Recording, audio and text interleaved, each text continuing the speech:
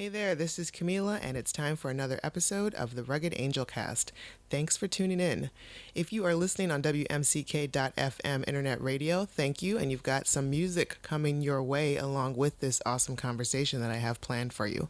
If you are not listening on WMCK.FM and you're wondering how can I do that? Well, new episodes air on Wednesdays at 9 p.m., and they repeat on Thursdays at 5 p.m. and then Monday at 1 p.m. Just go to WMCK.FM and you can listen straight from the website on your computer, your laptop, or your desktop, or you can download the app that is good for Android and Apple. So make sure to check that out, and you can also like us on Facebook and all that jazz. You can also like me personally, the Rugged Angel Cast. It's actually Rugged Angel Productions on Facebook. Rugged Angel is one word. You can also find me, Camila, on Twitter at _Rugged Angel. And, if you just want straight podcast and you don't need the music that goes along with it, you can just go to Libsyn and download and listen to the podcast there, or iTunes. Just look for Rugged Angel Productions. Rugged Angel is one word. And also, if you're liking me on Facebook and follow me on Twitter and stuff, you will be alerted. But it's also good to just go on iTunes if that's how you get your podcasts and all of your music and stuff, and just subscribe to the feed, and then that way it's automatically fed into your pocket or wherever it is you keep your things from Apple and iTunes and all that jazz. Okay, so are you a fan of Outsiders on WGN that is filming here in Pittsburgh right now as we speak? And season 2 is shortly coming up. I'm pretty sure they're wrapping production on season 2 in town, I think, in October. So, but if you're a fan of Outsiders, and I have a treat for you, I have Sally Ann here today. I've got one half of Sassel. I know there's a lot of you fans out there who are just like hashtag Sassel on everything, and you're loving this relationship between the two, and I'm not mad at it either. Like, Hassel is cute for a dirty guy in a kilt, wearing feathers in his hair. So I've got the sass half of Sassel for you guys today, and it's amazing. Christina Jackson, you also know her from Boardwalk Empire. She played Chalky White's daughter, Maybelle Ann White. And so we talk about a lot about Boardwalk Empire. We talk about all of the amazing actors she's had a chance to work with, and her honing her craft and the things that she has learned in her very young career. Like, this girl has done a lot in a short time, and I cannot wait to see like what other stepping stones she has coming up for us. Like, I just imagine that Christina Jackson is someone we'll be seeing for a long time, doing great things, doing big things. And like I said, we talk a lot about Outsiders. We talk about her settling into her Pittsburgh life here 6 months out of the year.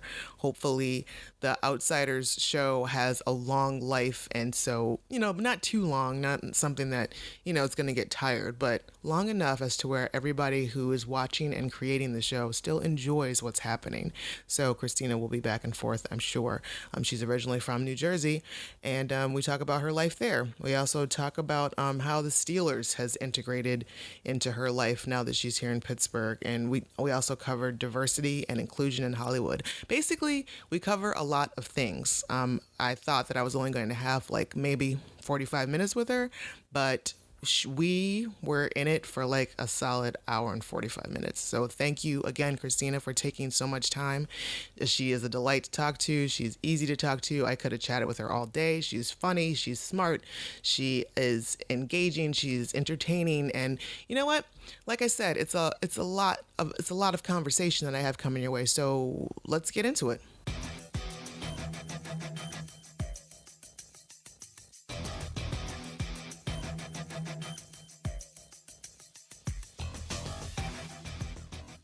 Welcome to the Rugged Angel Cast, Christina Jackson.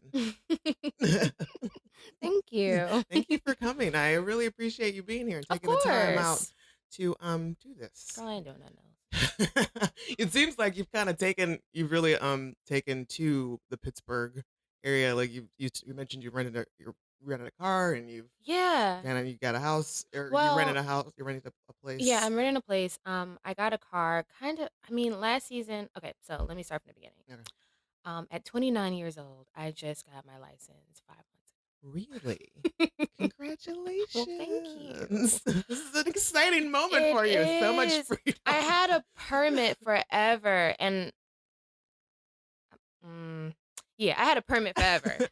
I had a permit forever, and that didn't stop me from driving, with, like, somebody in the car with me, Mhm. but, I mean, I'm from New Jersey where we kind of have, like, a really mass transit system, Right. and then I lived in Brooklyn for a long time, and, I mean, that's, a mass transit system too, so I just didn't need it, and I get the freedom of being able to drive, but Mhm. I it's like now that I'm a driver, I have to, like, pay attention. Right, before you could kinda, like, Right, I zone out, can't you could no, I can't read a listen to your book, I can't read a podcast, or book, I can't eat like a burrito, I have to, like, pay attention I'm for on. right, for me and everybody else. Right. So, I mean, it has its ups and its downs, but yes, I It's mostly a can hassle. it ha, ha, mostly a hassle. Um, Ba-da-ba-ba-da-da. but yeah, I do like Pittsburgh, I really do love it here, and I it people call it like a city or like a town, but it's really just a series of neighborhoods. It's Yes. very neighborhoody, Yes. I've come to realize. And that's one thing that I'm still kinda getting used to, is Yeah. just the fact, like, you cross the street and you're in a different and it's Mhm. just like a borough, a neighborhood, and it's just Yeah. like And I mean, I live in a pretty cool area where I just have everything that I need available to me, and I realize that nothing here is too far away. It's, right. no more than a 20-30 minute drive if you Mm. need to, access something that bad. Um, but I mean your restaurants and your bars and all of that, like I'm into it. So I mean this is a pretty cool place if you have to be somewhere for 6 months out of a year. Almost okay. Yeah, If you have okay, sure. Yeah, yeah. we'll take Could that. I live here like permanently? I feel like coming from Brooklyn, yeah, Right, that's gonna be a right. hard no. Right. No, not a hard no. Just I'm just not at that point in my life right now where I would be Yeah. like, yeah, I could totally live in Pittsburgh all year round. Um But, I mean, I totally see how I mean, a lot of people that I work with, like, in the crew and all of that, like, a lot of people that I see, it's just like, "Well, where are you from?" And they're like, "Oh, I'm from Boston." And it's like, "Well, how did you" they're like, "Oh, I went to school here and I just never left." And it's like, I can see how people, Yeah, can stay here. I get it. that's how that was my story. I came here for Yeah, school and I just never left. that's it. Like, I mean, Pittsburgh is alright. I Yeah. like it.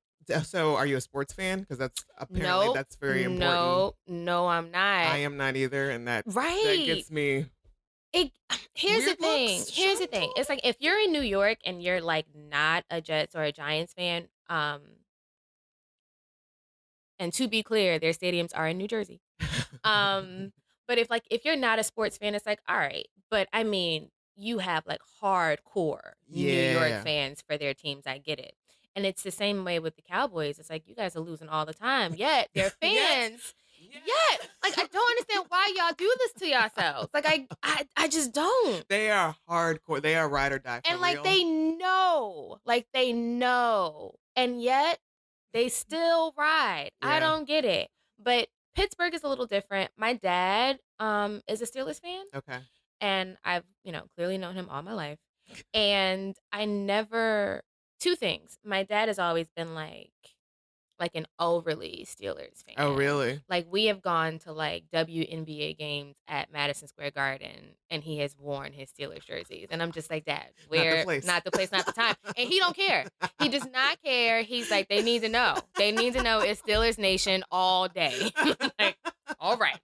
This man will wear his Steelers jersey to church. Oh my goodness. At my church, we do, like, these, Super Bowl games, Mhm. and we do Super Bowl parties. No matter who's playing, my dad is there with the Steelers terrible Representing the towel. He don't care. He doesn't care. It wasn't until I got to Pittsburgh and, like, I was able to talk to people, and they're like, "Oh, well, I mean, they have all of the rings, and, Mhm. we had, like, our golden period and all of that stuff." And then I took him to his very first Steelers game last Oh season. my We goodness. did the Ravens, Steelers game here in Pittsburgh, and He must have lost his mind. not only did he lose his mind, but I totally got everything about him that I needed to Really? know as far as being a Steelers fan, being surrounded by 50,000 other Steelers fans. I was like, "Oh, Yeah. he is not alone." They are no, they are I don't think there's just like, yeah, sure, I like the Steelers. I don't think there's really No, that. It's no. always like You Steel like like them or you don't. yeah, That's exactly. it. Like There's you are no bleeding black and gold or even what? if you don't care for the Steelers, it will automatically be taken E as you just don't like them. And it's like, no, no, no, exactly. that's not what I mean. That's not what I said. It's That's like, not whoa, what whoa, hold on. No, no, no, no, no, no, no. Everybody just calm down. When the Penguins were playing, I was on set and like the crew wanted to wrap up because it was the playoff games. And like the van driver, I will not say your name, Mm, but they were like, we're gonna go home and like you're gonna watch the game, yeah? And I was like, no. no. No, I'm not. I'm probably gonna like turn Netflix on. And the offense that came over this person's face, like, what do you mean? This just like real dark cloud just comes over into that. And then like started giving me stats. And then I didn't realize that there were He like was gonna convert you before that yes, ride was over. I did not realize that there were like 50,000 people down at the console center when they thought that when they thought that the Penguins were going to win. And I just was like, I did not know that it was this serious. Yeah. I had no idea. It's just So no, not into sports, but I respect it. Like I yeah, I respect it. mean, It's fine. you guys do what you want. What the beauty of it Right? is that when Right? there is like a Steelers game happening, that's the perfect time for me to go grocery shopping. That is it. Ain't that it? That is it. So That y'all go is do your thing. it. I will say this. When I lived in Brooklyn, I lived not too far from the Barclays Center, and um I had to like time my shopping and stuff around the game Oh, I'm schedule. sure. It's like if they were gonna do home games, there's no way that I'm about to go to Pathmark and go try to get some lunch meat. Like, no, no, no, no, no. I'll just wait. I'll wait. It's It's gonna like, turn into like a 5-hour it's like expedition. no, I'll wait because then you got all of the people who are at the bars watching it, and it's just like Mm. no, no, I'm good. I can't. I'll just wait. So you mentioned that you're from New Jersey. Mhm. That's where you were born and Mhm. raised. What was that like? What was New Jersey like? I was born in a town called Plainfield, New Jersey, Okay. which has a very rich history and culture, and it was known as the Queen City. Mm, And people used to, surprisingly enough, in a small little town, I mean, they had like three theaters and all of these shopping stores, and people used to come from New York and really? like kind of do like little bed and breakfasts and stuff like there. And then when I was about 4 years old, we moved from the little town of Plainfield to Newark, New Jersey, which is more known and. Hmm.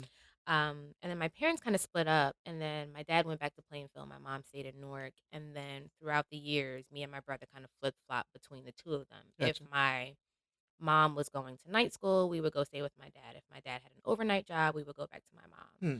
mom. And so I kind of grew up in both places equally, Okay. like the same amount of time. Yeah. And then when I graduated high school, I went to Arts High School in Newark, New Jersey, where Savion Glover graduated. Tisha Campbell attended there. Sarah Vaughan, the jazz Wow. singer, she went there. Michael B. Jordan, we're the same graduating class. We Really? graduated together. Yeah. So Great history there. yeah, after I graduated from arts, I kind of went back to Plainfield and I stayed there as long as I could. And then I was on Deception on NBC, and then Hmm. I was at the time before that I was on Boardwalk Empire, so I was on two shows at the same time, and then I did like a little thing on Girls, and then I was doing like plays, and it This is just like right after you graduated. yeah, and so it got really hard for me to not be a driver, and then to like be able to have 4 a.m. call times living Right. in New Jersey, so that's when I made the jump to Brooklyn. Wow. Yeah, So when you were going back and forth between your mom and dad's growing up, did you have to switch schools every yeah, time? yeah. What You switch schools. was that And difficult for you and like having to make new friends or mm, miss your old ones and then get reunited with them in the next couple of years or I something? don't. I will say that I probably can remember like 5 or 6 friends that I've made throughout the years from different schools, but for the most part, it was always going to a different school and then having to play catch up Hmm. because every school is on a different whatever, and Right. then being pulled out of another one. So somehow I, more times than not, once I caught up, ended up in a gifted and talented program. Okay. And then I moved again and then had to go Do and that game all over yeah. again. And I mean, I kind of, for me to give you like a clear picture, it's like if you're like a military kid, Okay. and you kind of go from place to place. Although neither one of my parents was in the military. Like they was just trying to make it Right. And it's like, listen, you got to take them because I'm trying to do this to advance to whatever. So as hard as it was, I do respect the fact that, they had that understanding and that my brother and I were always the forefront of, whatever it was that they were trying to do. It's amazing that they were able to know, even though they weren't able to stay together, that, Yeah. there was still that mutual respect and understanding and just Which, I mean, growing up, because I'm, I feel like my online personality, and like when people talk to me, they're like, "Oh my God, Christina's so nice. She's so sweet." It's like I'm still very much a hood chick from yeah. from Newark, New Jersey. I'm just a bird. I still like sunflower seeds and honey buns. Stop it. It's like, but I grew up with like a lot of my friends and family members and people just, being in relationships, having kids and just not being able to make it work. Mhm. And then, one person not being willing to be a co-parent or Right. them being too young to understand what it means for children to have both of their parents Mhm. around. And I get it, parenting isn't for everyone and, sometimes it's better for one person to just kind of go and if they aren't good within themselves. But as for my parents, I mean, I'm sure that it wasn't easy. I can imagine how hard it must have been, but the fact that they were able to put that aside for my brothers and I, it's like that I'll forever be grateful. And it seems like you're doing quite well, I would imagine. Yeah. I Like mean, I'm sure you're making mom and dad very proud. yeah, I hope so. Well, if anything, you at least took your dad to the Steelers game, so now that Yeah, yeah. you've got that in your I'm pocket. I'm I would say that I'm like daughter of the year for like the next 5 years. Awesome. Like, So way to go. Way to score that one. So was Deception your first television show? no, my Okay. first television show. What was the first one? And I haven't done that many. I should be able to remember this. I will say one of the first ones that I. Oh no, I do remember. My first TV show was Love Monkey, Love Monkey. and oh, what is the name? The star of the show was, I want to say his name is Tom Cavanaugh. That sounds right. He's on The Flash.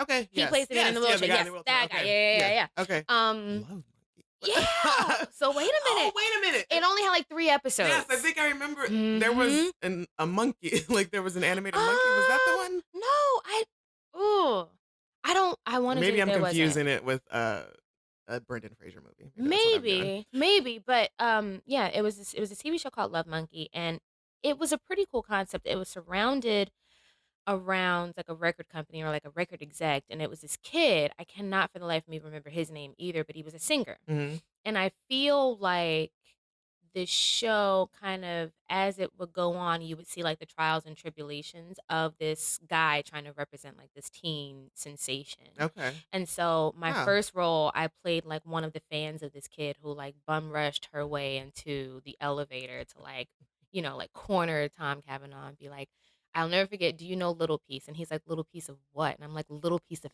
Heaven. Dun dun dun. Hey-o. So that was and then it got canceled like 2 days later. So yeah, that was my first TV show, and then I went on to do One Life to Hmm. Live, and then what else? Um, yeah, I did a couple little walk-ons. I did Blue Bloods Oh, with Tom Selleck. with my teen heartthrob, Donnie Wahlberg. Yes. My Coming home. my not trailer, but like the room that they had me in, because we were in like a courthouse. So Mhm. like my dressing room and everything was like someone's actual office. Oh, But it really? was like a deserted. Okay. And I'll never forget, I'm like just sitting there minding my business, and it's like the wall, and then at the top of the wall is like the window. Uh-huh. And the window leads over to the other office next door. And like I look up and it's Donnie Wahlberg, literally like his hands and nose to the plate, like making faces. And so, not to be outdone, I climbed up on the couch and like put my nose and hands in it, and we were like making faces at each other. And he's like, "Don't fall, don't fall." I was like, "I'm not gonna fall. I'm not gonna fall. I'm Girl, not I gonna do got it." this. Boom. But yeah, I played the mayor's daughter who jumped on a cop in the middle of a protest. She was protesting tuition hikes, guys, and Okay. she Sometimes some stuff broke out and she jumped on a cop allegedly. things get a little bit physical about Allegedly with tuition. me. Um yeah, so I've had these like, but the funny thing is like during filming that we had to film at the actual place where they take prisoners downtown in Chinatown. Really? And we would be filming because they had me like handcuffed, they had me on the bus, they had me like they took my mugshot, everything. And then they would yell, "Cut! Prisoner coming through." And it's like Oh my literally God. everybody had to back up against the wall and like they would like and you would have these guys who like got busted for, being drunk in public or like Okay. fighting or whatever, and they're like, "I'm about to be famous." It's like, no, no, No. sir. We actually cut the roll. We cut the roll. Well, We've held filming. we're just waiting for you to We're not the keep it news. moving. We're not the news. Just go on. I want to say hi to my boy. No. It's like nope, nope, nope, nope, nope. So you went to a performing arts school? Yes. Okay. So at what point did you decide that that's where you wanted to go? That was I don't know that I did. what point did your mom decide that's what you want? No, actually, and I was just talking to Kyle about this. It was like, thank God that we are not people who like had stage moms Uh, who like pushed us to, because I've seen firsthand, like I've seen stage moms before, and it's just like, oh, this kid would rather just eat a bowl of Fruit Loops in the corner, right. no milk. Like they just want to be left alone. They just want to be left alone, and this poor baby. Um, no, my parents always felt that I would do something in public speaking. Okay. Um, that could be because I'm a Gemini. But so they thought that I would either be like a lawyer or a judge or whatever. And then I was always kind of drawn to performance art. I used to sing, I used to dance, I used to do poetry, I used to do a lot of stuff. And it wasn't until I was in the 7th grade, I got to a new school with my mom, and this woman, she was just in the hallway one day, and she was like, "Do you want to join the drama club?" And I was like, "Okay." Hmm. And so that was kind of a godsend for me because, and I've spoke about this publicly, but I mean, in the neighborhood that I grew up in, I didn't have an interest in karate or, softball or any of that. So the only other avenues for me were to kind of just run the street. Gotcha. And I could have went to the Boys and Girls Club, but that had drug dealers in front of it. Mm-hmm. So it's like I would just kind of go home at the end of the day or, go hang out with my friends.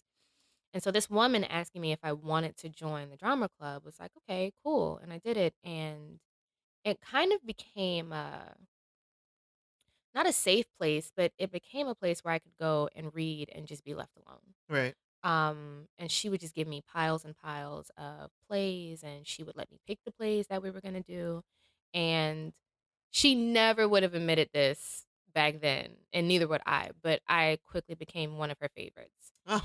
And I mean, at the time, because when you are in a low income neighborhood, there are programs and stuff that are available to you. Mm-hmm. And she was this educated white lady who drove literally an hour and a half every day to come teach in the hood. Wow. And she used those programs to the advantage of these underprivileged black kids. And one of them was programs that take inner city kids to Broadway shows. Oh wow. And so the first Broadway show that I ever saw was Aida with Heather Headley on, I'll never forget it, it was on Broadway. And then I went to go see Beauty and the Beast. And then a little Pittsburgh plug, my first off Broadway play that I ever saw was Jitney Yeah. by August Wilson.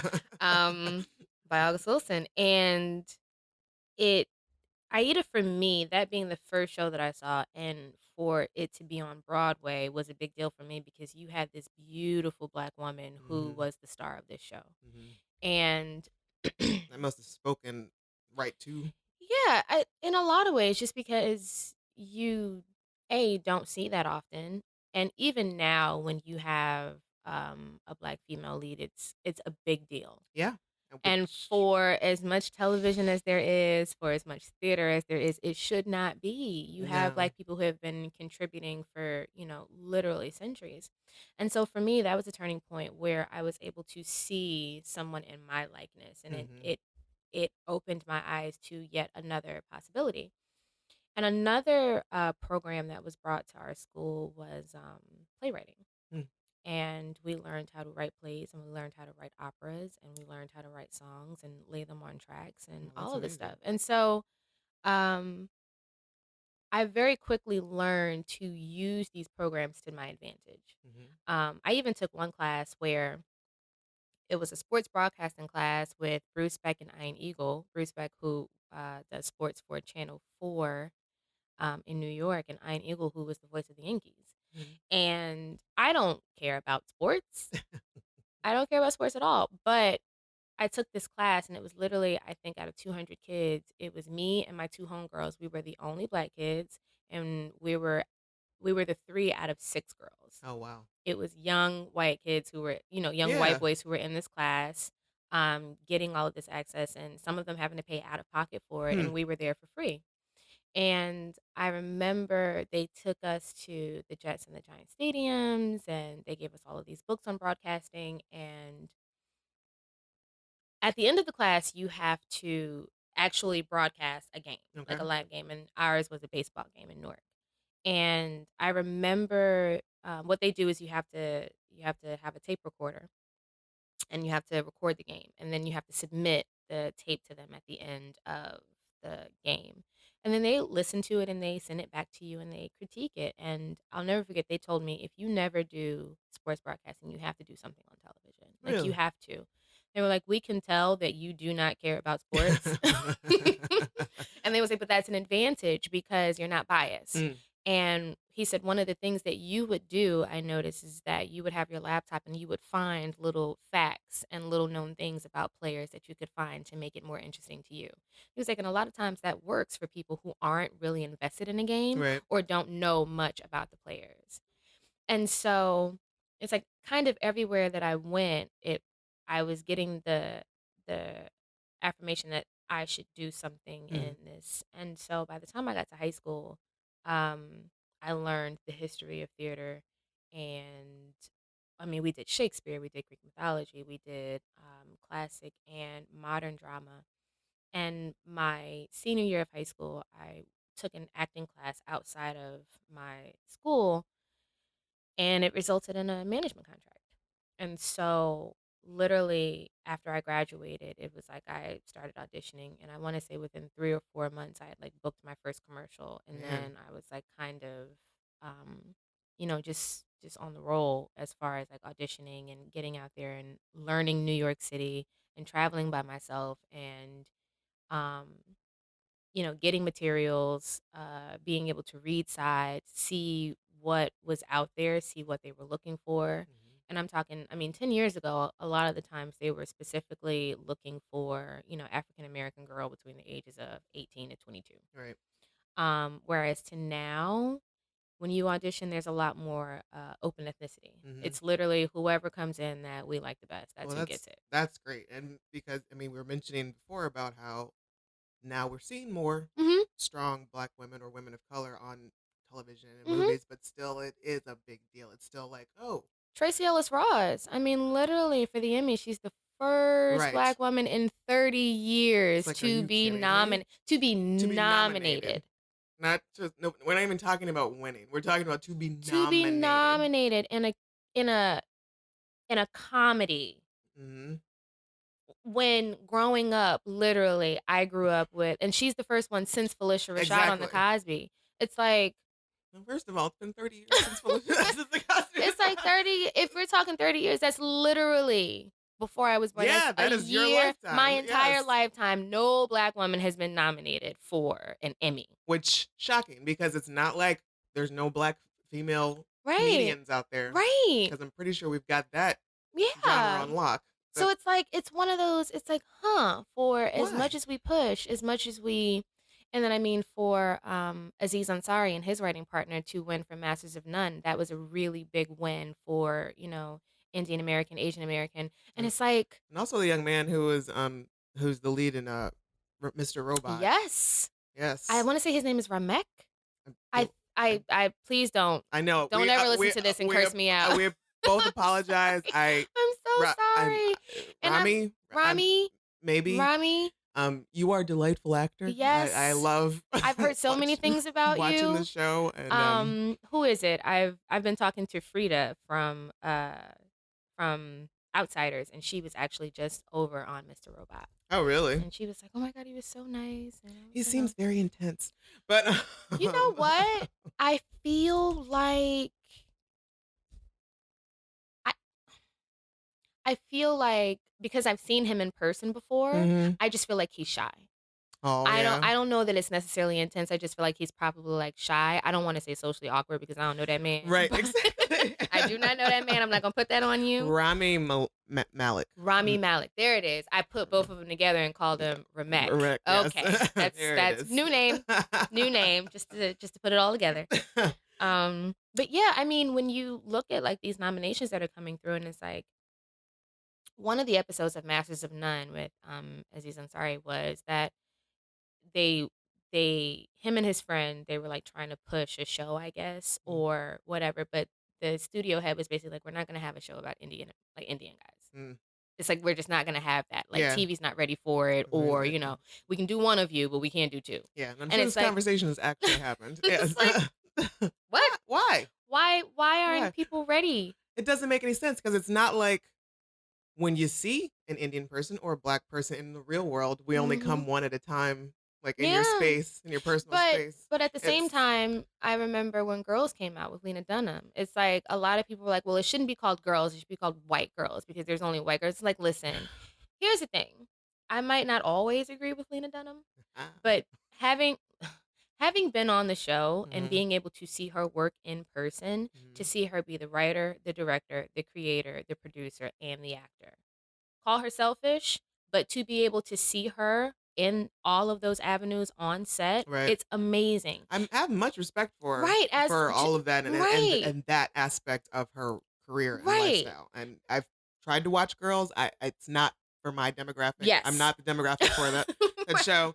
That's fine. I get it. It's fine. Now, I will say the first season I was very much into, but aside from all of that, a lot of people were like, "Well, there's no black people, there's no Indian, there's nothing." And it's like, yeah, not all white people have black friends. And and that's not to give or take away anything from them, but I don't want it to be a situation where she has to add a black person Just for the just to sake of it. because Because that's going to be a two-dimensional because character what ended up or a happening is one-dimensional you character. got Donald Glover on the show for one episode and he was a black Republican and it just was like, Oh, that's too bad. it's like, That's So it's like you have all of these shows and it's like I don't necessarily I do think that this is a time of inclusion and diversity and but I mean realistically you have a lot of people who just it's like I can count how many white friends I have who like I call on a like a regular real, base full, and like a like solid right friend. hang out and it's like I would imagine it's the same thing for other people. So no, you're not going to always have a show where you have three white girls and one black girl. Right. Because It's she's just, gonna be. Because I'll tell you, for every set that I've been on, for the most part, I'm always the one black girl. speaking of, so, yeah, no, I've been in quite a few situations where Yeah, I'm like, I am the only black and it's like, woman there. ooh, But okay. Mhm, so a show Outsiders is what you're most known for right now at this moment. mhm. Um, and it's about the hillbilly Kentucky. They're in Yeah, Kentucky. yeah. They live. I don't want to say hillbilly. That's really like dismissive, but it's like they have a certain lifestyle of Mhm, living in mhm. these back hills and these Yes, woods. But I say this to say that in a show like this is the one show you are kind of like, oh, there is a black person on the yes, show. yes. And I think that a lot of people were very surprised. Like, shot. Okay, that's cool. I mean, and it was great. Like I saw like you're in the first episode. Yeah. Episode 1 is when your Mhm. character Sally Ann is introduced, and I was pleasantly surprised that you were a recurring. This was that you were going to end up being like a main plot. I think a lot of people were. I think a lot of people Yes, were. and you are the love interest of Hassel Farrell, and Yes. which has born Sassel #Sassel. Yes. You have like you guys are like. It is an extremely adorable on-screen Thank you. romance. My only problem is that I feel like there was a jump in time. Like I wish there was like a little Yeah. bit more Yeah. like how did we get to them living together? Yep. And I Yep. was like, did I miss an episode? No, you did not. No. Okay, so I will start by saying that when I read the pilot, um, I, I I've read a lot of pilots, Mm-hmm. and I've read a lot of scripts, and I've read a lot of episodics and stuff like that. And Outsiders stood out to me because you do have these people, and there's a lot when you get a script, there's a lot that's on paper that doesn't necessarily translate on screen. Right. There's a lot of gestures and eye signals and backstory that you kind of get that aren't necessarily at the forefront once you film. Mm-hmm. But reading this, before I knew any of these actors were attached, reading this pilot was kind of a breath of fresh air. It's like, wow, this could be something really cool and something really different. And Sally Ann at the time, they just did not want her to be white. Mm-hmm. So they were like, we're looking for Latino, African American, Native American, anything but white. And so when I auditioned, I put it on tape, and I just I didn't think anything about it. Like, I just put it on tape. When I read the pilot, I did want to know how Sally Ann got tangled into everything that was happening, Mm-hmm. because I did know from reading the pilot that she would be a series regular. So Okay. I just wasn't sure how that happened. Um, but I mean, it's kind of obvious very quickly in the first Right. episode. And for me, I liked it because you've never seen two people meet like Hassel and Sally Ann. Right. It's like we get the Romeo and Juliet comparison a lot. Mm-hmm. Hopefully neither of us ends up dead, I really but hope not. mm, I don't, fingers crossed. But um we get that comparison a lot, and it's like there are the two of them coming from different, but you've never seen two more opposite people. right. And it's And almost like, yes, there is, I don't, it's kind of on the surface, Romeo mhm, and Juliet, yeah. but there is so much more to it. Like, Mhm. it's two different worlds completely, Mhm. but I don't see the Farrells being like, absolutely no Sally Ann per se. Yes, which is something else that I had to clear up on Tumblr and a couple of other places, because I do get the feeling that a lot of people feel like the Pharaohs are racist. Right.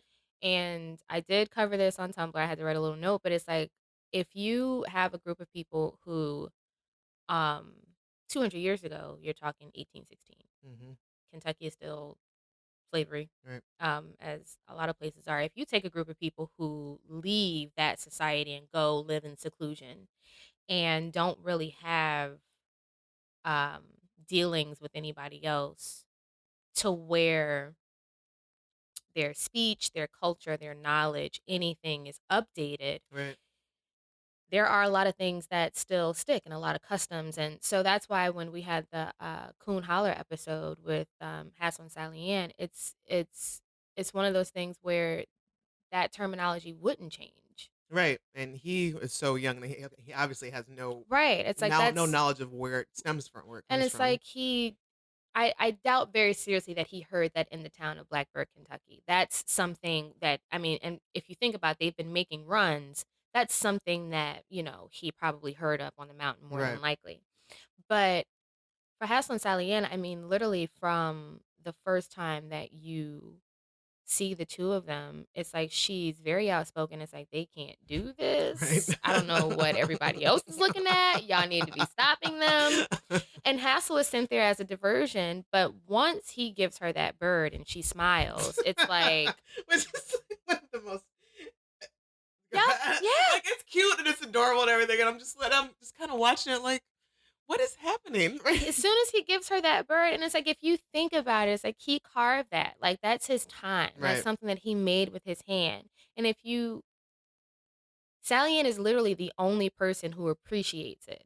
When he does it at the bar, it's like, Right. get out of here. When he gives it to James, her brother, he slaps it. It's like nobody else appreciates this but Sally Ann. So when he gives her that and she smiles, he's not used to people smiling at him. Yeah. He's used to people knowing that he's a feral and stay away from them because they're dangerous. Right. And it's not that Sally Ann doesn't know how dangerous they are, because A, she's more than likely grown up hearing about them. Right. But B, they are currently robbing Right. Like, current right. right now. At this exact moment. Right now. They are rolling through with They are ATVs. committing felonies. Right now. So it's very apparent. Yes. So, yeah, when I read the script, it was like, okay, cool. And then they had to send my tape off, and I was like, all right, fine. And then they were like, oh, the creator wants to meet you. And I was like, cool. So I met him, and he was like, yeah, we really love your tape. We just want you to do it again just to see it in person and like give you some notes. And I was like, okay. And I did it again. And they're like, yeah, we're going to send her tape up against some other girls. And it's like, cool. And it's like, my manager and my agent, they all called me at the same time, and they were like, are you ready to go to Pittsburgh? And I was like, not really, but I'm ready to work. Right, exactly. I'm ready to have a job. And then once I signed on, and then it was released that David Morris had signed on to be Big Foster, I was like, That's a pretty big deal. Because we like, were over at HBO together. He was on Treme, and I was on Boardwalk Empire. right. But I have literally grown up watching him on, my TV and in movies. And I mean, solid actor. Every performance that he's given, I'm just like, Yeah. yes. And so for him to join the cast as Big Foster to be the helm of this family was like, it brought a bit of respectability. It brought a lot of Yeah, respectability. that raised it up like several notches, I'm sure. And then when Ryan Hurst signed on, it was like, oh shit. Who I like to, who my friend and I call Sexy Ryan Hurst because it's just. It was like, oh shit. On. It was like, I, Sons of Anarchy, Remember the Titans, just everything. Mm-hmm. And for this to be the first show that he signed on since Sons of Anarchy, not the first show that he has done, but like he agreed. And now after knowing Ryan and like hearing him talk about it, he actually wanted to originally be Hassel. What? And I was like, what? Yeah, he got the script pretty early, and when he read it, he wanted to be Hassel, and they were like, no. And he was like, all right, fine, and he let it go. And then it came back around after David had signed on, and he was like, all right, who else? And it was like, you can, we'll take Little Foster. And he was like, he read it again, and he was like, all right. And I mean, now it's perfect when you see him and David as Big and Little. Yeah, it's pretty great. It's just also, and that's right. He was on Bates Motel, but he's not. He's not a no. He's not a series regular. Damn, that performance. I know. And so, yeah. And then I found out that Kyle had signed on to be Hassel, and it was like, oh, okay. And at the time, American Sniper had came out. Okay. And I remember me and my boyfriend going, and I was like, that's him, because he's in American Sniper for like 5 minutes. Okay. I was like, that's the guy that's gonna play Hassel, and he was like, all right, cool. And then I finally saw like Dear White People. Yeah. Which is Kyle is one of those actors who I can never really place where I've seen him before. But you've seen him everywhere. Yeah, exactly. Like I know this face. I know this young man, but everywhere. And then when I went back, I was like, oh yes, Dear White People. Yes. That's the most recent thing that I know of. And I get a lot of girls who are like, oh my God, you're so lucky to work with. I feel, and this is how I feel. I feel like for as many women who are into Ryan, it is the same with Kyle, just a different demo. It's that horror, because he did like Jennifer's Body and like Haunting in Connecticut. It's right. Like it's that group, and it's like you get so like from when he was like 12, and they're like, "Oh my God, you're so lucky to work with Kyle Gallner," and I'm like he's alright. I'm like, I mean, he cool or whatever.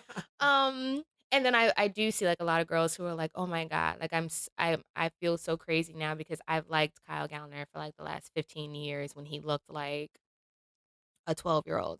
And now he's got the long hair and he's got the mustache and he's like all ripped, and it's like now you have more girls come in, but they're coming on the bandwagon when he's like when he like manly fine. Right. Now. Yeah, exactly. Right. Oh, you know, you grown man. Oh, you it's like now he's manly fine, and it's like now you got all these other girls. I'm like, no. We've been here. The originals, the OGs are back there like, excuse me. Team Gallner since like 93. So I do get a lot of that. So I assume you and Kyle get along very well because you guys have a really great on-screen chemistry. Which I will be honest, I've had some love interest, and it's like, ugh. All right, I guess so. But seeing Kyle come on set, ready to work, how involved he is, how many questions that he has about Hassel, what he brought to Hassel, how much he fought for the kilt. So the count was not his idea, but he no, he fought like I guess they picked their own, and like he was like, yeah, wear this, and it's like, no, I'm not sure because I wasn't there for the Farrell stuff, but I think that they were kind of against him having a kilt. really. And it's like now that you've seen the first That's season, it's like insane. it's Now we can't go back. no. Because I think there was one episode he had pants on or It's a something. couple episodes And when I he got was like, pants on, and I'm like, this is weird. No, just no. I don't want. I don't want the kilt. But seeing how serious he was and how he came ready to work, and it's like when you are around people like David and Ryan and Thomas, who's a powerhouse as Sheriff Houghton, and Jillian, who's great as Gwen, it's like you kind of you sink or swim, and it's like I feel like this cast is kind of no room in the first season to be like, well, I'm just gonna do my thing and like the rest of you just figure it out. Right. It's like for this family to be cohesive and for them to work, they had to go and redo the tattoos. They all picked out their own scribings and stuff that they wanted on them, but it all came from like a very ancient relic. They picked their own animals and like everything. It's like when you see how much work goes into what they did to create this family, it does kind of dispel that hillbilly esque.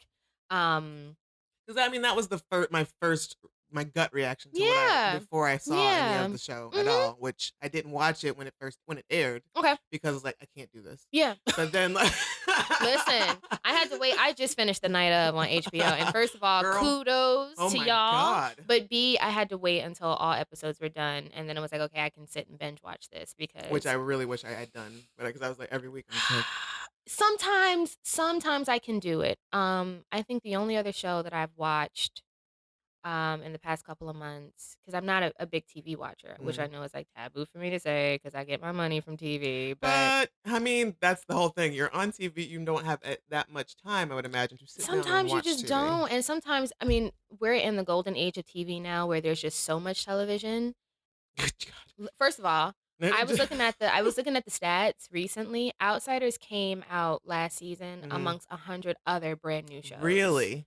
And for us to have the following that we have, a lot I think has to do with the actors that we have and like that crossover audience that came with them. You have a lot of people who like the show just because of whatever. You have people who just watch it for me and Kyle. You have a lot of people who just watch it for Ryan. A lot of people who just, but for us to come out amongst 100 other brand new shows and for us to have the fan base that we have is pretty awesome. Yeah. So yeah, Kyle and I mean, it's seeing that he was ready to work and willing to try things and for us to, be able to bounce things off of each other. No pun intended. It definitely really worked out. And I mean, he's super goofy and very funny. Has a great heart. And I mean, this season when we're filming, because I mean, his wife and his kids were here. I didn't realize. Oh, Yeah. Children. Yeah. He's got a wife and babies. Like so young. So yeah, he'll be 30 actually next month. So yeah, so every Sunday I would go to his house and we'd cook or bring food over and we'd watch Game of Thrones. That's adorable. And then we'd follow it up with oh my God, The Bachelorette. Because he watches trash TV. And I agreed to one season. of The Bachelorette, and I'm just. Now you're in it. No, I can't. You agreed to one season. I've never watched it. I agreed to one season, and I will say this because it was fun to watch with Kyle and Tara. Like, it was fun to watch with him and his wife, and for them to catch me up and to like. And it's like, so this is like a real ass, like this is a real, and then you get into the conversation, like, could you be on a show like this? How far do you think you get? And it's just like, it's too much. I'm absolutely positive I can never be on any sort of reality show. I couldn't be on that kind of show and be kissing everybody in the mouth. Like, no. You guys have spread like 8 different diseases. I can't do it. Now, do I think that I could get pretty far? Probably. I do. And that is like not even to my own I'm harm. just saying. I'm just saying, like, I think I could get pretty far. I might not make like top 5, but like I could play the cut for a minute. But yeah, like just, we would watch TV. If, they were taking the kids to the zoo, do I want to come along? Absolutely. That's really sweet. So I will say that it has been nice to have actual friends. Yeah. I know Ryan does like yoga classes at his house. He does like Kundalini yoga where he like wears the all white. He has the ash coming down his forehead. He has You the gotta top stop knot. right now. No, no, I no, no, can't no. even do this He has with top you. knot. I His see that. wife makes amazing vegan chili and oatmeal raisin vegan cookies. With you. Oh my God. Yeah. So yeah. Yeah.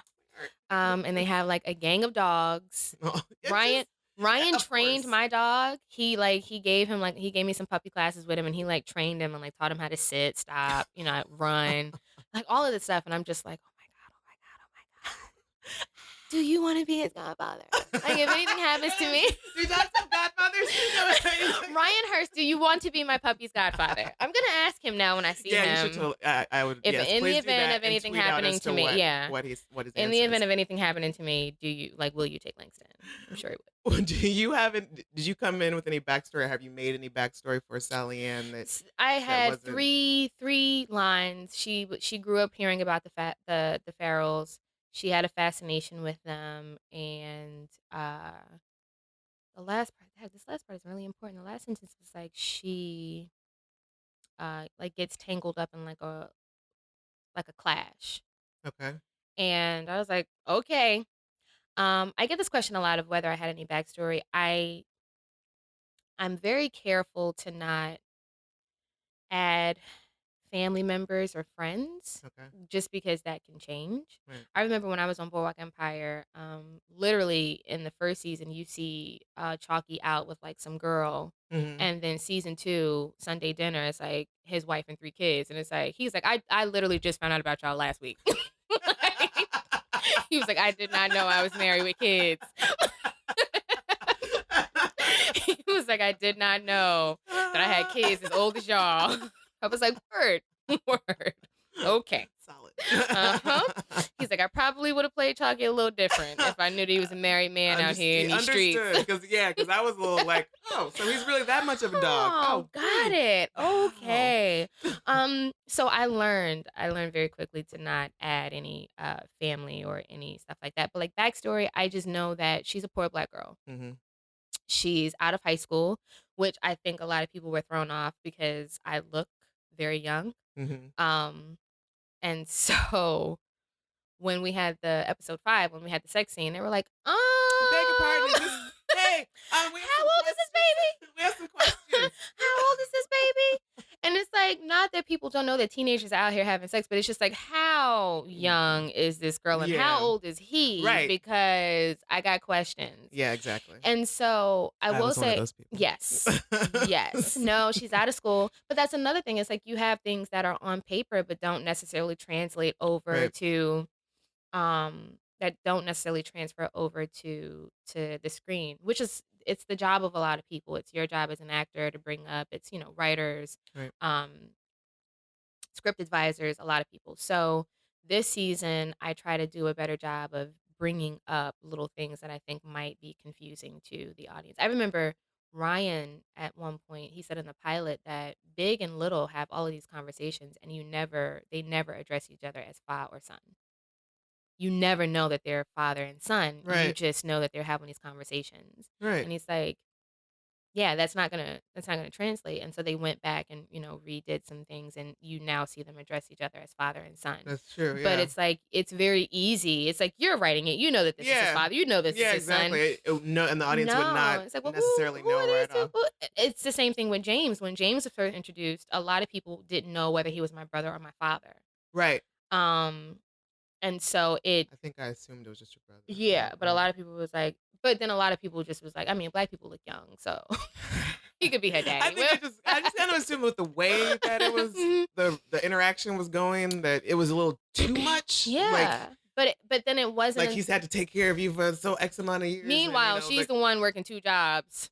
Yeah. Okay. Yes. And I did catch that. I was like, Because I saw her in another store, and I was like, okay, how many jobs does I Sally Ann have? one of the fans on Tumblr, they were writing like these analysis of each of the characters, and they was like, Sally Ann, this is my bitch. I love her. She's my favorite character. She works 8,000 jobs, manages to meet a pharaoh at every last one of them. I was like, on the nose. Sure, I was like, does she just work at every convenience store that's in the Like, come South? on, like she just has all of the jobs. And so, yeah, coming to work and like being on the show and then kind of seeing how everything comes together, it's like I didn't have to bring too much backstory. Mm, And a lot of people, we just had our press junket in New York, and a lot of people were like, "Well, how much did you have to bring to Sally Ann?" And it's like, no, she's a poor black girl. She's working. She's just trying to make it. Does she have hopes and dreams? yes. Sure. But I mean, when you have a town like Blackburg where a lot of your people are out of work, Mm, um, it's a little hard. It's a little hard for you to feel like you can just pick up and go without being selfish. right. Um, it's a lot of things. So there was a lot of myself that I brought to Sally Ann. What's one of the things I noticed that a lot of people in the beginning, they were like, she's so shy around him, and like it's always like the things with the fingers I and think it's more guarded. guarded, yeah. And it's like you also notice that Kyle in the beginning, not until episode 5, he like never really touches her. Hmm. And he's like very respectful. He stays back. He never gets close unless she initiates it. Um and so it's a lot of that little thing, and a lot of it uh was just us being, lucky Hmm. that we actually were able to respect and like each other. Um because we did not have a chemistry test. Okay. They did not have Did us. they usually do? So yeah, a lot of the times they do, if you two are gonna be love interests. And I'm pretty sure they're, wiping their brows now, like, all right, this shit worked out because Could have been real it could have not had Cecil. bad.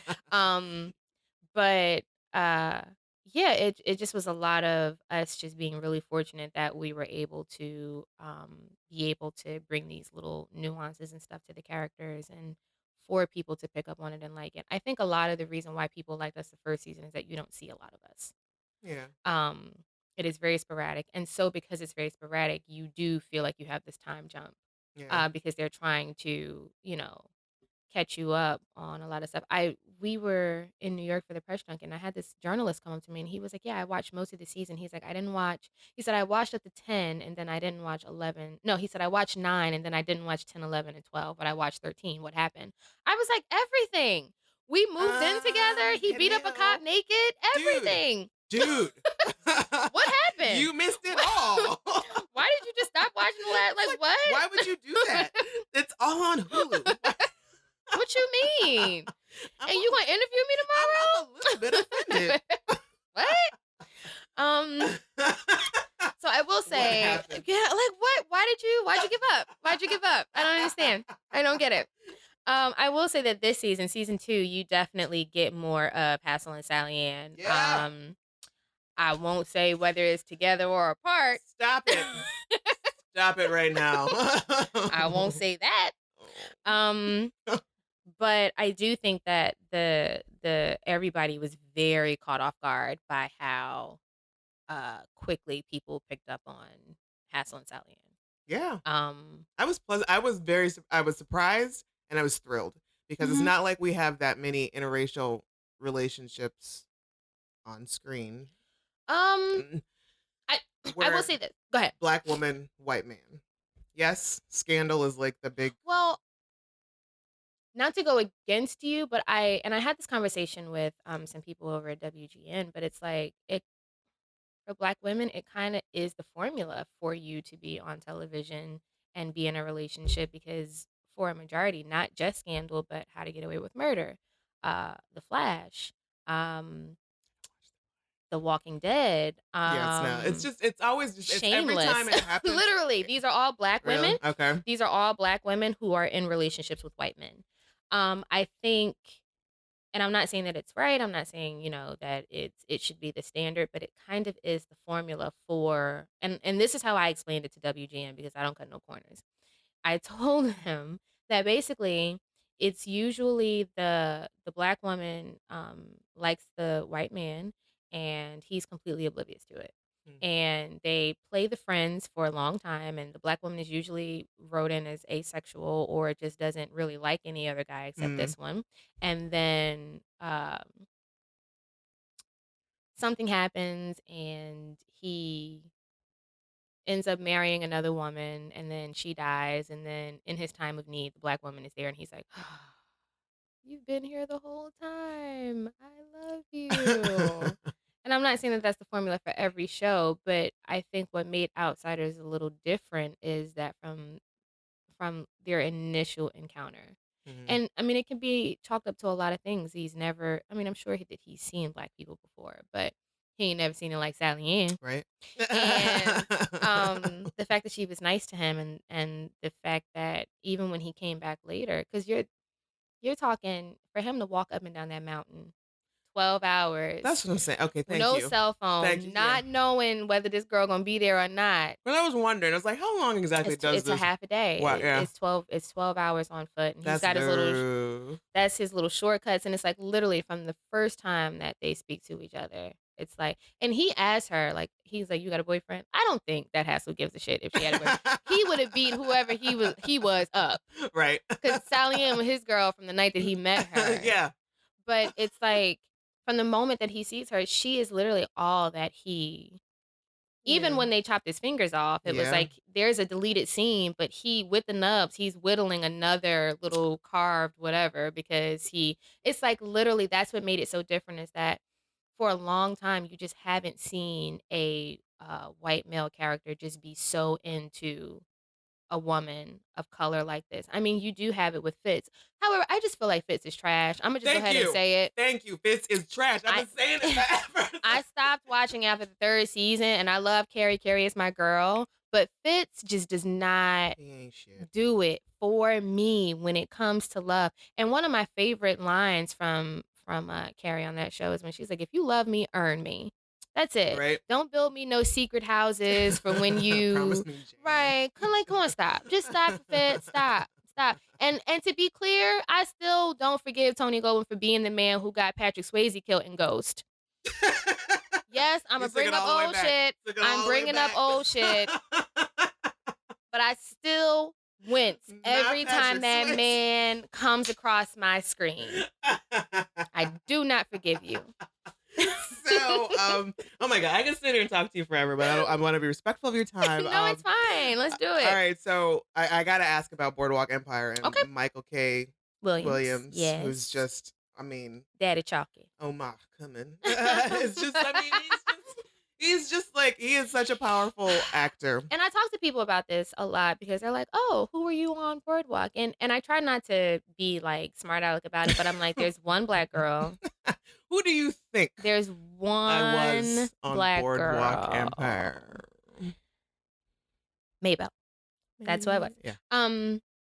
The thorn in Chalky's side, his wayward teenage daughter. Yeah, just with the back talk and one to live her life and not get with that old. And you know the problem square with that is boy. she's the one who's most like him. Mm-hmm. And so that's what made it so hard. I do love how the way that they wrote Maybelle Ann actually. Mm-hmm. I stayed with the Anns. No, you stay with us. I stayed with the Anns.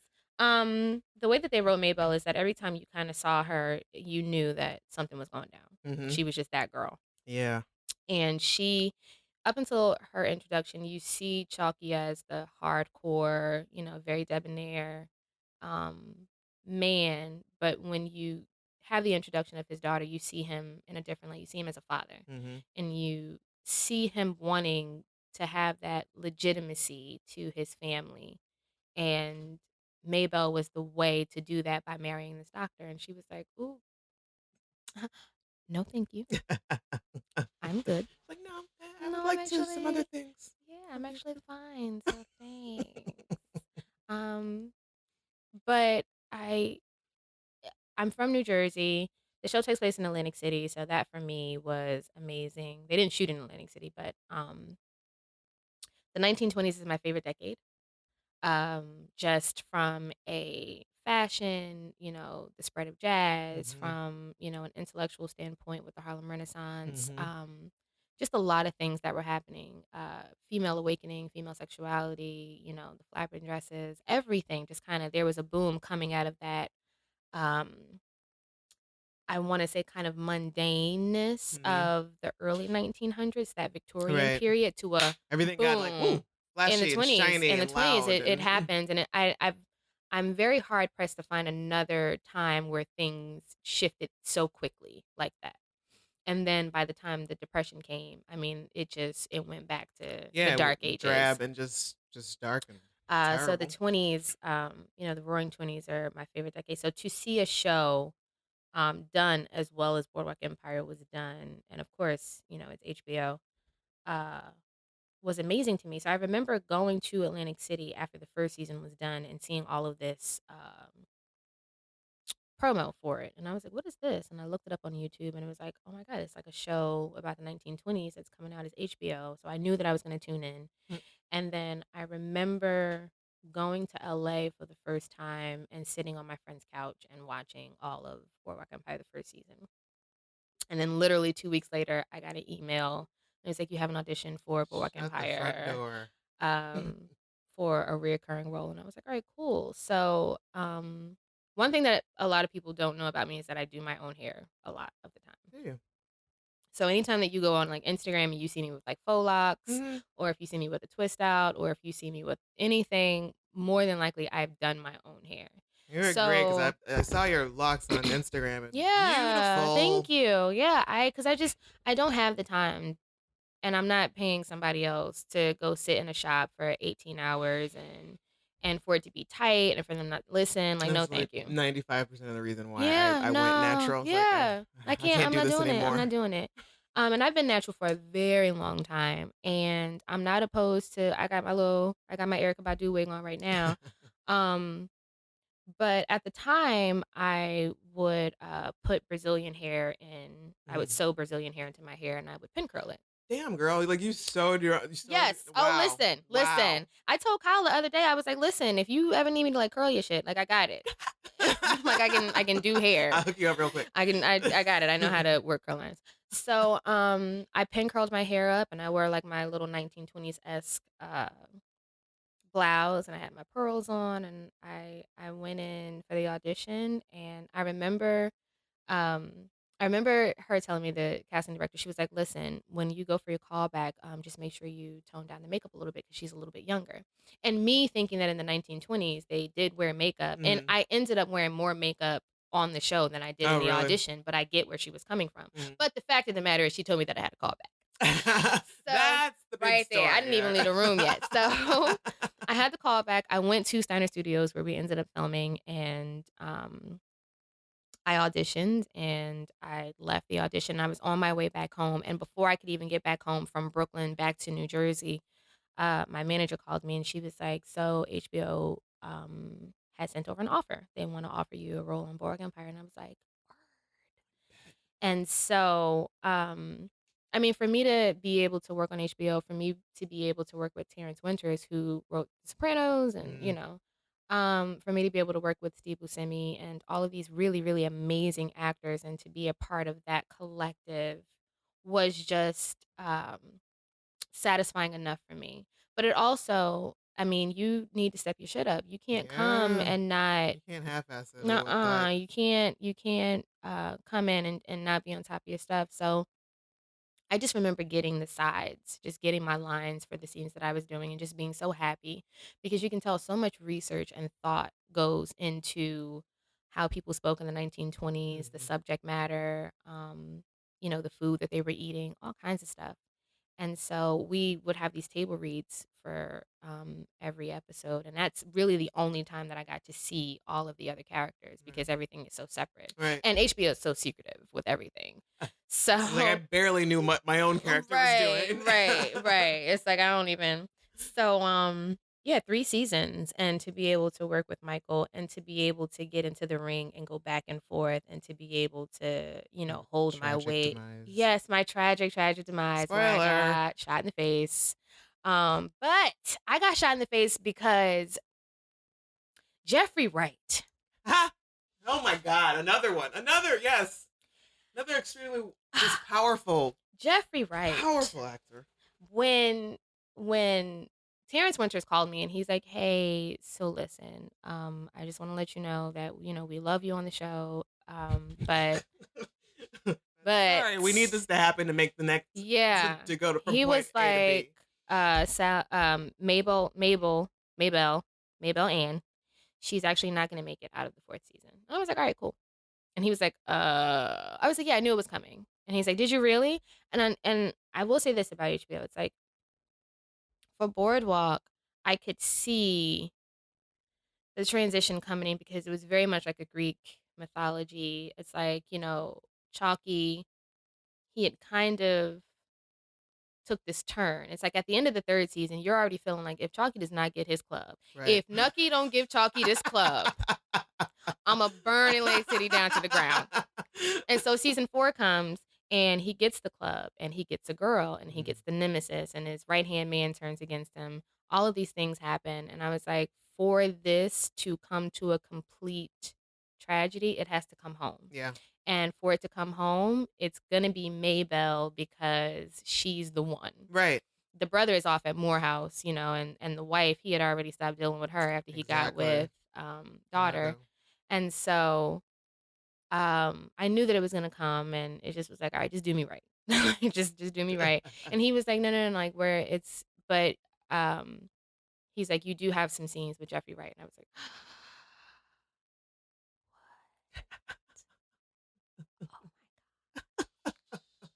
I could not believe it. And when I found out that it was Richard Harrow who kills Maybelle, and it's because of Jeffrey, it's because of Dr. Narcisse, I just was like, yeah, ooh, a pretty man. Ooh, I was like, y'all did me. You did me proper. Like, y'all did me. She's the first. Thank you. She's the first and probably last person. She's the first woman and probably the last person to be shot and killed by Richard Harrow. So that was a wow soft spot you for me. Like Boardwalk wiki history. Yes, Maybelle White, first woman and last person to be killed by Richard Harrow. Yes. And then I also died the same night as Brian on Family Guy. Yep, that happened. I will never forget the memes. They were like Brian from Family Guy, Maybelle White, Richard Harrow all died the same night. The same night. The messed up part is Brian came back. It was lights out for me and for me and Richard Harrow. But I will say that Michael K. Williams was absolutely amazing. I have this conversation with people and it's like for him to have played 2 of the best characters of all time. Mm-hmm. And that's like you can talk to me about it, but it's not up for debate. Like right. It's not. I mean, you can talk it all you want, but you're wrong. It's like top 100, top 50, like maybe even top 25, but like definitely Omar White. I mean Omar. What is Omar's last name? Well, I don't want to say Jenkins, but I know that's not no. Right. What is Omar's last name? Anyway, Omar is like top 10 best character. And then Chalky. So many layers. Chalky is just like, and then to go on and see Michael out here just slaying the scene. Like Omar Little, that's right. Why did I forget that?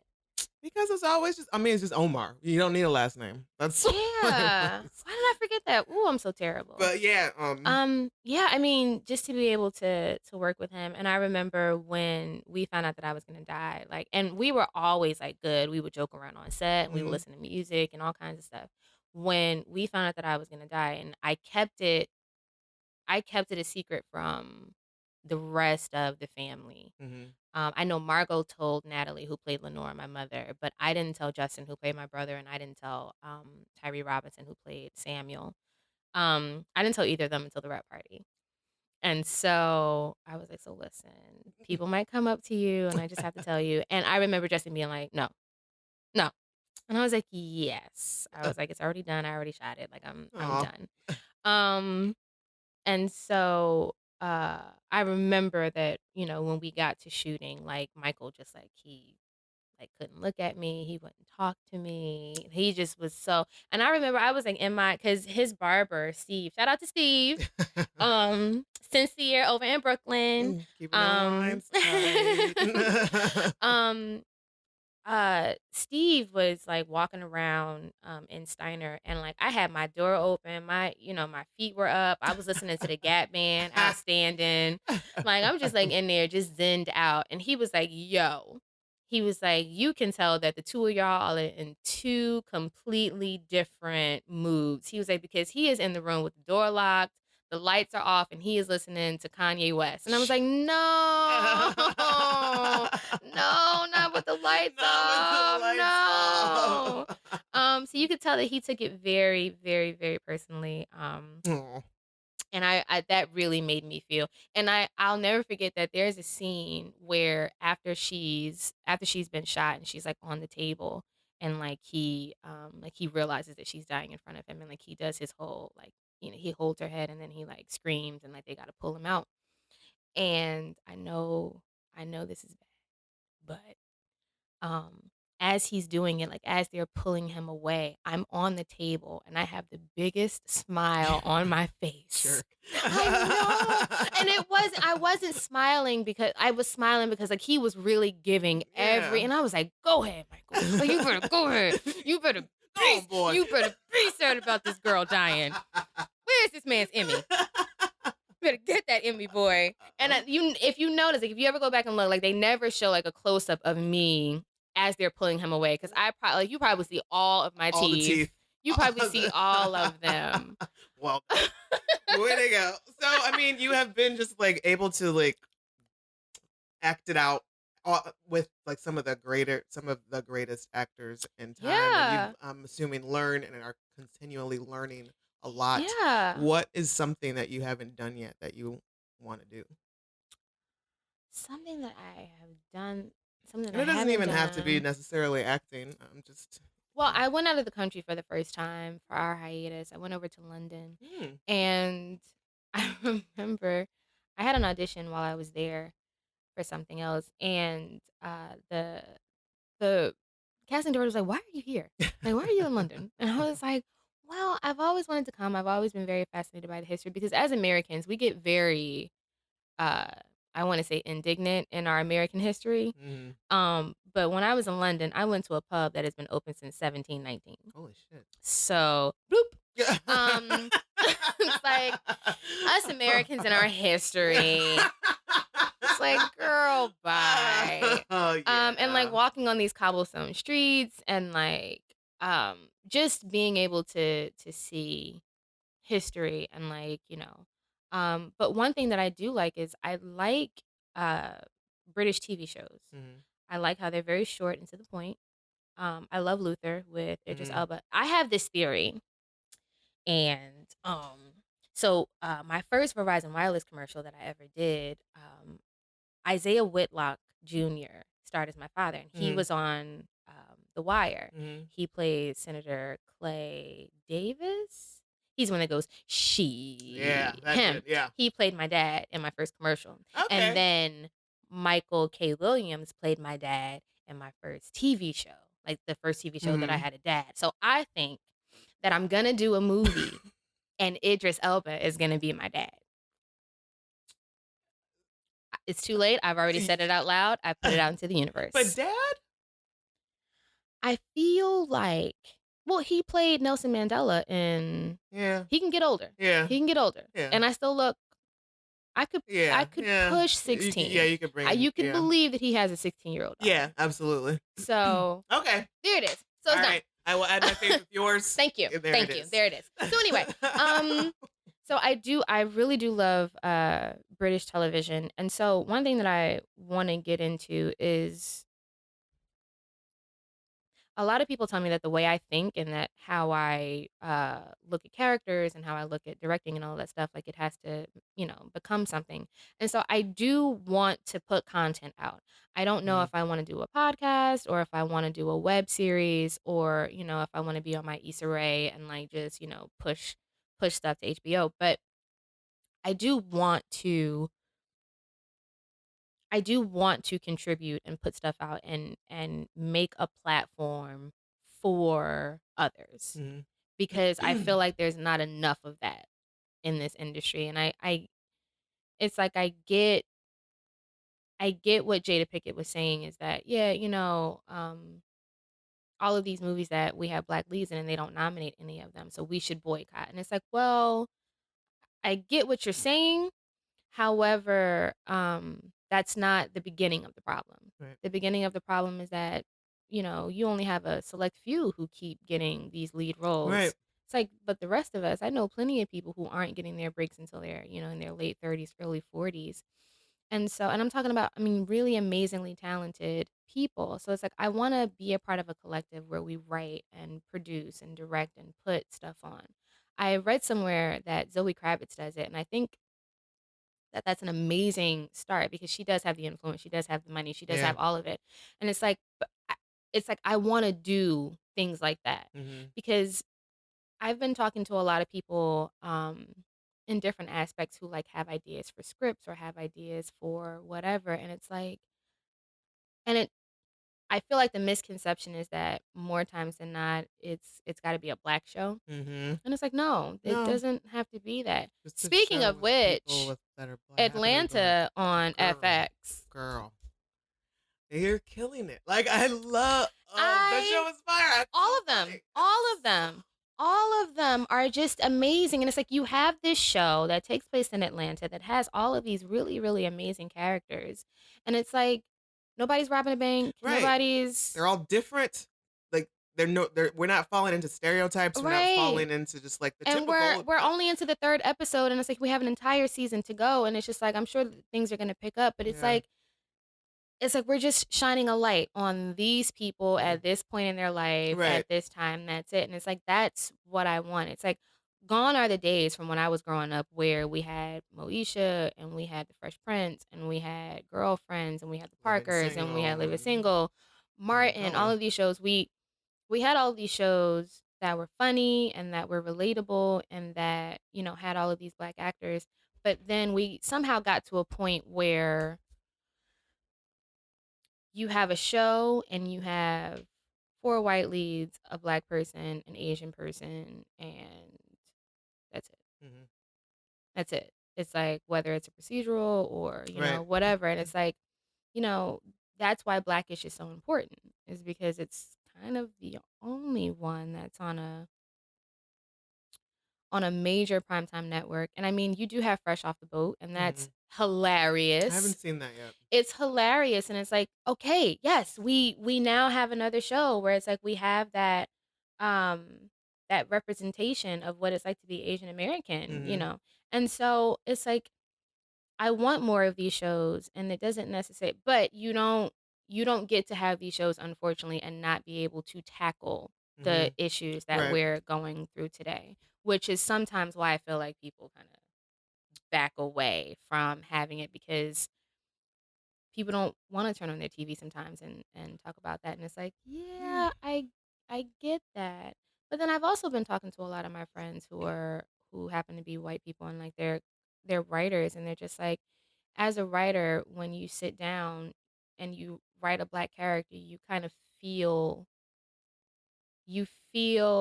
the, it's not pressure, but you feel like you have to add stereotypes so that this person is this. Right. And it's like true. But at the same time, I feel like that's why people kind of stray away from writing black characters because they feel like they have to have that stereotype. I know even with James, for a long time, a lot of black people were like, "Oh God, the only black man on the show is an alcoholic, out of job, like out of work, woman beater." And it's like, I get it, I understand it, but that is still a representation of a man, and it's like he's out there. We all know one, and I don't want to say that you don't include somebody like James because that is a negative stereotype. I want to say that Tariq did a really good job of bringing that representation to the forefront. Um, but at the same time, it's just like I don't want that every time you see a black guy on television, his jeans have to sag and he has to have on a t-shirt or a tank top. Right. Because I don't like to call them wife beaters. Right. But it's like I want to be able to contribute, and I'm still trying to figure out how to do that. Mhm. I know that I get better at it every time that we get to these table reads, and I do bring a certain viewpoint to it. But at the same time, I want to be able to contribute. I want to be I, and it makes me it it it kind of makes me like jittery to Mhm. know that there's something in me. I just don't know what it is that I want to say, and like where I want to direct it and where I want to put it. Mm. Um Well, at least you know that you recognize that there is that want and that need and there. also I just feel like a lot of the times when things happen, especially like in the news and in the media and things like that, we get a lot of perspective from Black people who have been removed from the hood for a very long time. Right. So we get kind of their view of what happened. It's like even with Colin Kaepernick right now, you have all of these old Black football players who are like, well, you need to stand up because it's like, no, no, you of all people should know the struggles that we're going through. It's like, do not demonize this young man because this don't have nothing to do with football. No. No. Absolutely That's the not. bottom. Like this, at the end of the day, this don't have nothing to do with He's football. still playing your precious He's football. he's still He doing still his is doing his job. job. It's just at that one that just let him have that one moment. And so it becomes that's another thing. It's like it becomes this back and forth of, what kind of content do I want to put out and how much of it do I want to mirror real life? Because I if there's one thing that I could do to answer your question, because I know I went on a long tirade, but like I would love to do like a sci-fi uh um kind of like, have you seen the trailer for Doctor Strange?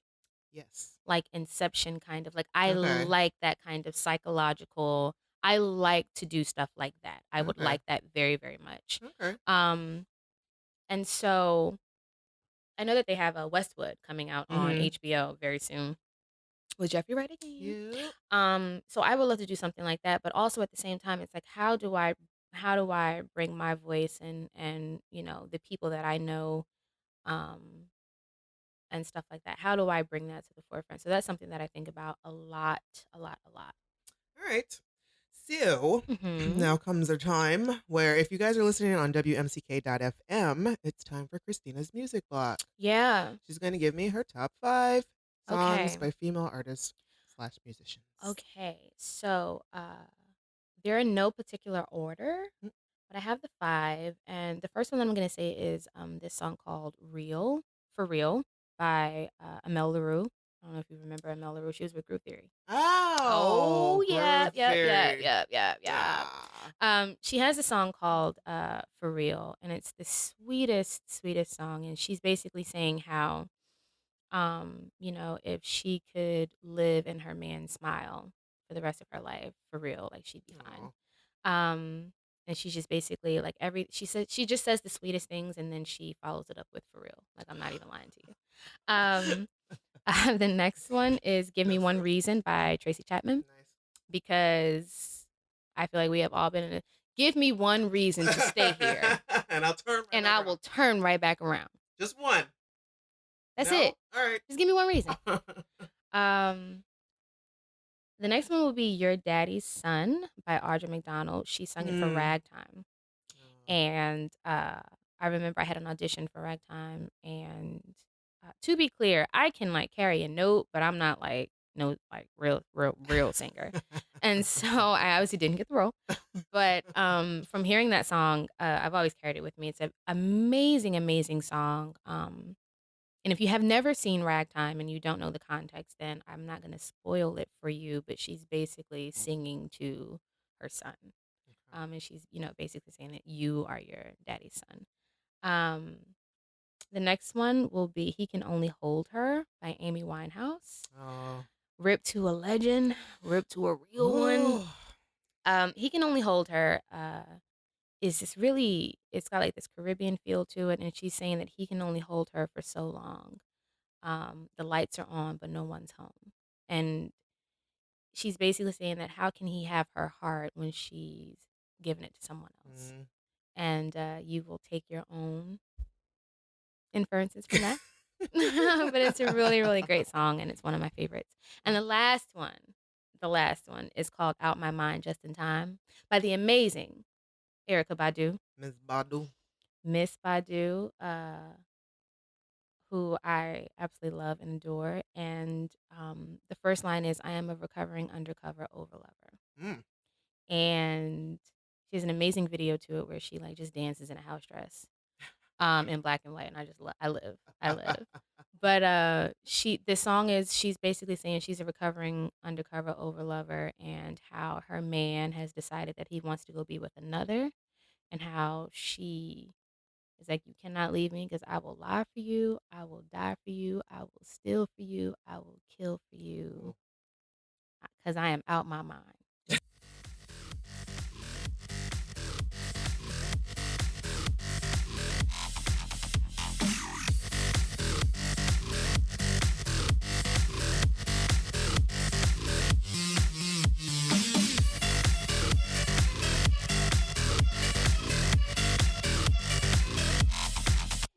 All right. Questionable conversation with Christina. Okay. Just going to ask you some random questions here. They don't have to be rapid fire or anything. Okay. What album can you listen to from beginning to end? Thriller. Yes. Do you prefer sunrises or sunsets? Sunset. Favorite word? Black. Would you rather live with the Farrells or Chalky White and his family? Oh, that is a good question. Would I rather live with Chalk? Well, I did. And to be quite honest, I mean, 1920s, she had a little bit of money.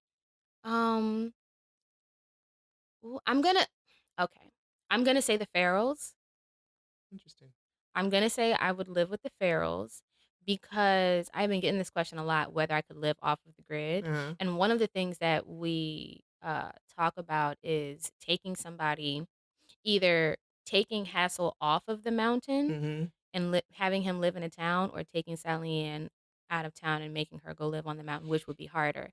And I think it would be harder for Hassel to come down, because he is innately a wild child. Right. And taking that greenery and that fresh air and the morning dew and all that other shit away from him would just kill him on the inside. Just like locking him. That's shutting him down. Right. Shutting him in. I Not even feel- to mention not being able to not know what money, or like the whole Right, concept of money. right. Like, Not have to not being able make to, money? What? What? Okay, yeah, I can do this. And I just feel like there is a very primal, free environment that the Pharaohs have up there. Because that's one thing that we have talked about, is that you kind of don't really see the Pharaohs in their solitude. Mm-hmm. Like, you don't see Big hunting, you don't see Gwen just washing up in the creek. Right. You don't. But I mean, it is very beautiful up there, and I would take my chance and go live with the Pharaohs. Okay. Just because it's fascinating to me to hunt and kill your own food and skin it, and learn how to make uses for different things, and That is fascinating. to be very natural, like Yeah. to be very natural, and to live in the wilderness. I do know that there is a serenity that comes over me when I'm surrounded by greenery and Okay. fresh stuff. All right. That's all right. I was not Yeah. expecting. I mean, don't get me wrong, like Chalky, like living with him was lit. It was lit. But if I've done it, and if I wanted to see the other side of something, I would probably go choose. What was your first job? My first job, I was a teacher's assistant for my church. Oh. They had a school, and I was a teacher's assistant, and I had first and second grade. Oh. Yeah, I had the babies. And I started off by teaching them television production. Did teaching ever come into play? Did you ever think that you might go into teaching? No. Okay. Not I never thought that I would go into teaching. My boyfriend actually was a math teacher for the last 2 years, and he's now a vice principal. Oh. And he did not want to be a teacher. I'm not going to say that he hated it. He didn't want to initially be a teacher, and now that he's 3 years in, Mm-hmm. it has completely changed him. and he's a math teacher, and his biggest issue is that he's teaching to math to kids who can't read. Oh, yeah. And so it's like there's so many other things that come into it, and the fact that he's able to teach them uh, math with things that are relatable to them Mm-hmm. is what the game changer is. And so now that I date a teacher and I know what it takes, Mm-hmm. and I know that he's grading papers when I'm trying to talk to him about dinner, like ain't no way I could do it. You don't want me with your kids, trust me. You don't want me with your kids. All right. Favorite song to sing? My favorite song to sing, ooh, ooh, favorite song to sing. I'm gonna go out on a limb and say that it is any song from The Lion King Mm, because The Lion King was my introduction into real life. Think about it. Lion King came out a very, very long time ago. mm-hmm. I was 8 or 9, Okay. and I was dealing with Lion King. You deal with family, you deal with pride, you deal with jealousy, you deal with death, you Right. deal with alone, you deal with, Hakuna Matata. You do Growing all up. it, yeah, and I was very young when Lion King came out. So Mm-hmm. for me, it was a very complex but condensed Mm-hmm. view of all of these things happening. Interesting. I still cry. Oh yeah. That the death scene is I have a friend who can't even she has to leave the room like I when it still comes cry. on. And Lion King dialogue and songs was the first movie that I learned all of the words to Oh wow. verbatim. I could sit there and everybody's parts, everybody's notes. That was the first one. So any of the songs from Any Lion like King. that's awesome. Mhm. Do you experience deja vu? All the time. And my theory about deja vu is that I'm where I'm supposed to be. Okay. What is your favorite part of the human face and why? The human face. I would say the smile because it's a smile can make or break something. When people smile, it can either radiate their entire being Mm-hmm. or it can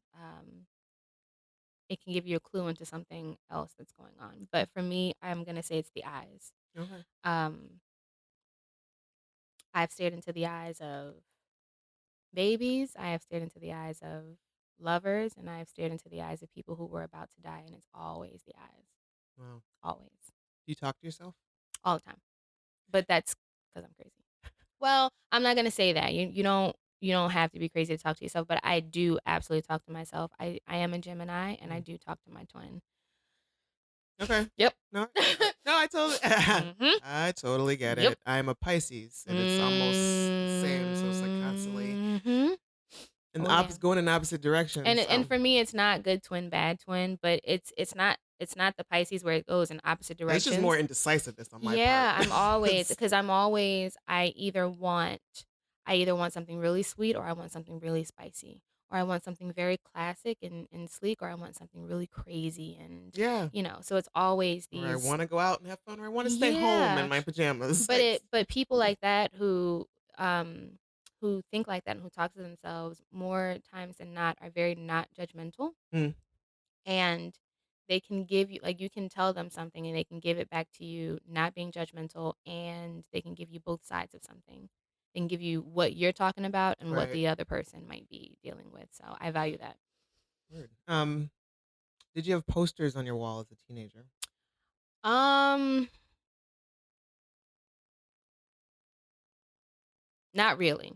But I will say that when I was going through my dad's records, I found Thriller. Mm-hmm. Thriller came into my life when I was 9. Mm-hmm. And my dad had one of the original CDs where when you unfolded it, it went into a poster. And so Nice. I treasured that, and I used to play Thriller every night as I went to sleep. That's Hmm. wow. Yep. Um, what is your favorite holiday? My favorite holiday would be um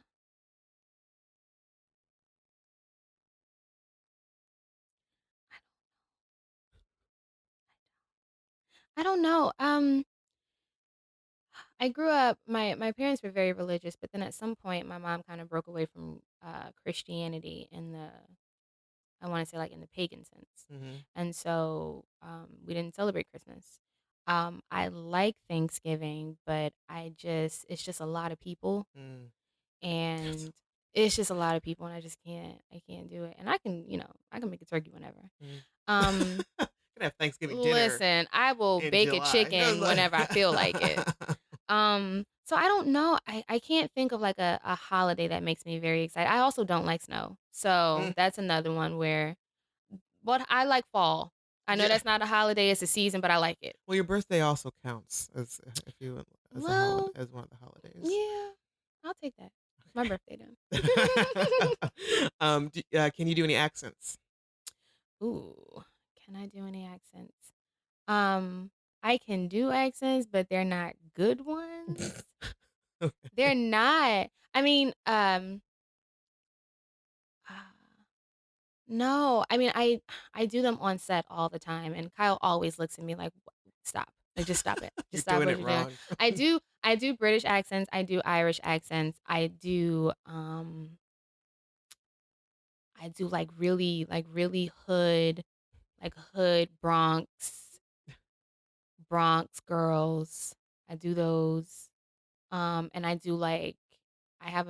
have this one woman that I named her Esther. She's an older Caucasian woman who is offended by like all of the sexuality on TV. So I do her, but I'm not gonna offend anybody by doing it. Okay. I just do it by myself. Do you remember your dreams?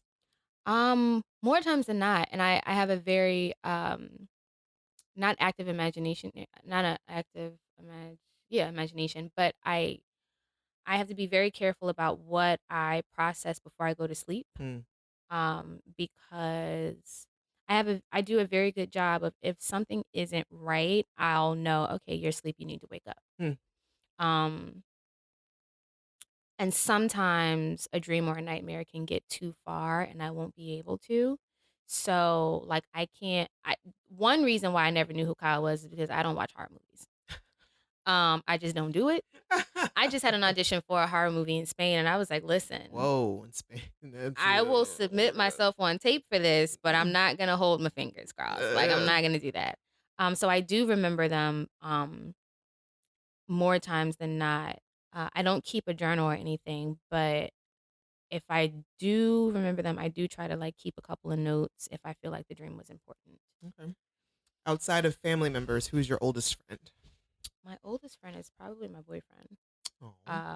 We have known each other for almost 12 years now. Oh wow. How long Um, have you been together? we've been together this time Yeah. 3 years. We went to high school together, and he was my prom date Oh. 10 years ago, Huh. 11 years ago. So he's my oldest friend. What's the last movie you saw? Last movie I saw was yesterday, Magnificent Seven. What? How was Yep, it? it was a decent western. Okay. Um, I feel like the older that Denzel Washington gets, the more action he does. Yeah. I don't know how I feel about it. What's going on? Because I just that's where I'm gonna leave it. Okay. Fair enough. I do like him and Antoine Fuqua and Ethan Hawke being back together again. Okay. Hmm. What are you a good cook? Yes. You never get tired of blank. Sleep Are you proud of yourself? every day. Describe yourself in one word. Um, that was it. No.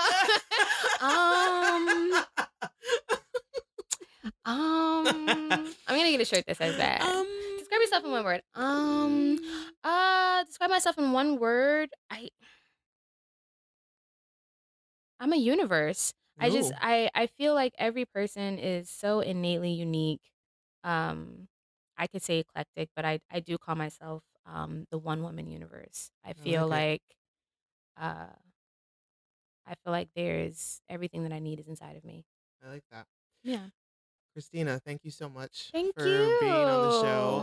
you. Thank Thank you. Like you. seriously, I could just chat with you forever. I had that effect on people, even people on the street. Even people on the It's like street. 2 hours later. Oh, so I guess so. You said the bakery was around the corner. Yep. Okay. Yep. We done talked about political commentary and like black ops missions and everything.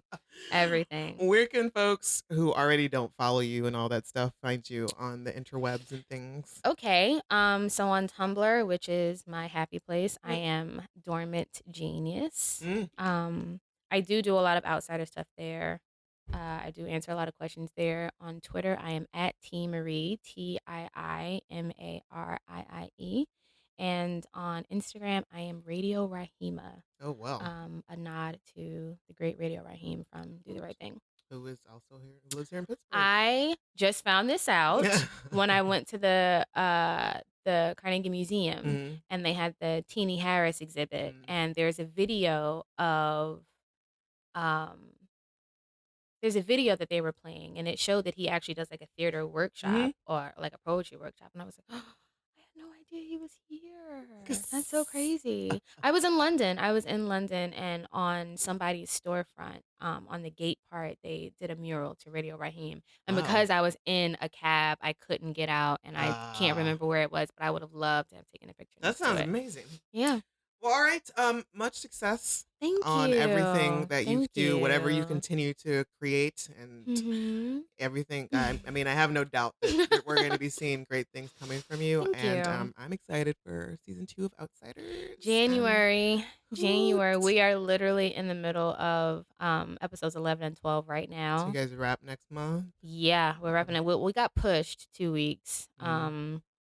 So we're actually wrapping hopefully October 21st. All right. So we'll be at Comic-Con Oh, in New York October 9th. nice. Either the 9th or the 10th. I know that we only have one day. I know that some of the stuff is sold out, but you know, if you want to come see me, see Kyle, see Ryan, see David, we'll Do be it. there. Do We'll it. be there. It's totally worth it, guys. Go see him. All right. Thank you. Thank you, darling. Bye. Bye.